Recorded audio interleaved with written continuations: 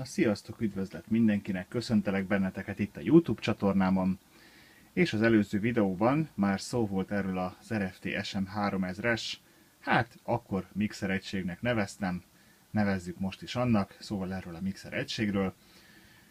Elmondtam, hogy a postai szállítás során sajnos az előlapról több dolog leesett, szerencsére semmi nem törött el, és egy kis ragasztóval, nagyon enyhe rétegben felvitt pálmatexsel, ez könnyedén visszaragasztható volt. Azért választottam a pálmatexet, mert ugye ez úgy működik, hogy az összeragasztott felületet jó erősen össze kell nyomni, és utána a ragasztás erőssége tulajdonképpen ettől függ. Hogyha csak ezeket a műanyag elemeket összeillesztjük, de nem nyomjuk erősen teljes erőből össze, akkor tulajdonképpen kialakul egy bizonyos kötés, ami valamennyire rugalmas lesz. Így ezek a relatíve ridegebb anyagból készült műanyagok, mint ez a két előlap, túlélik azt, ha a későbbiekben valamiért le kell őket szedni, megtisztogatni, vagy bármilyen egyéb ilyen dolgot akarunk velük csinálni. Úgyhogy a Pálmatex nekem most nagyon bevált. Meg is mutatnám, hogy milyen szép lett az előlapja. Tehát itt bal oldalon látható maga a keverő része, mikrofon, bemenet, tuner, stb. Itt pedig maga az equalizer rész látható a jobb oldalon. Próbálok úgy ráfókuszálni a kamerával, hogy látszódjon.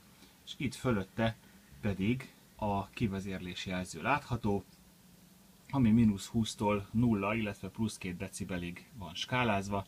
0 és a +2 között próbálok ráközelíteni, ha látjátok, akkor a ledek azok már pirosak, mert az ott már a túlvezérlést jelzi, úgyhogy egészen odáig nem érdemes feltolni a csúszkát.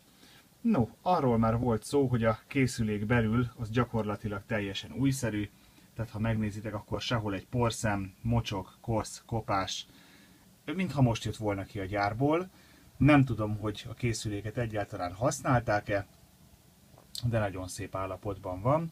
Első nekifutásra szemrevételezve úgy ítéltem meg, hogy még a tápegységben lévő kondikkal sem nagyon fogok foglalkozni. Minden esetre azért a szemmel való felmérés után egy műszeres mérés következett, megmértem a kondiknak a kapacitását, ESR értékét, és azt merem mondani, hogy helyjel közzel még tűrés határon belül van, így hát egy pár évig még biztosan nem kell vele foglalkozni. Ezek a kései szériás Frolit gyártmányú kelet-német elektrolit kondenzátorok, amik itt vannak a képen, középen, illetve ott lent is a panelem. Nem mindig jól sikerült konstrukciók, nem annyira tartósak, mint a fémházas kivitelek. Ha jól emlékszem, akkor azok az axiális kivitelek, amiknek a két szélső végén ugye egymással ellentétes oldalon vannak a lábkivezetéseik, tipikus 60-as, 70-es évekbeli megoldás. Azok még valamivel jobbak voltak, hát ezek már egy picit a spórolás itt is tetten érhető a 80-as években, ugye az egyik videómban erről már szó volt. Tervgazdálkodás ide vagy oda, azért megpróbáltak spórolni, mert hát Kelet-Németország nem volt feltétlen úgy eleresztve gazdaságilag és anyagilag, mint ahogy ők ezt szerették volna. No, úgyhogy azt mondhatom, hogy összeállt a szerkezet, majd a szekrény tetejéről levarázsolom a kis hifi toronynak a többi részét, az erősítőt, tunert, magnót, illetve a lemezjátszót, úgyhogy hamarosan érkezik majd egy teszt. A lemezjátszóról fogalmam sincs, hogy működik-e, ezt nemrégiben kaptam, igazából nem próbáltam ki, nem igazán szeretem a lemezjátszókat, sosem volt a szívem csücske, de így darabra elraktam, hogy mégiscsak komplett legyen a történet. Úgyhogy RFT SM3000 mixerről most ennyi. Köszönöm, hogy megnéztétek a videót.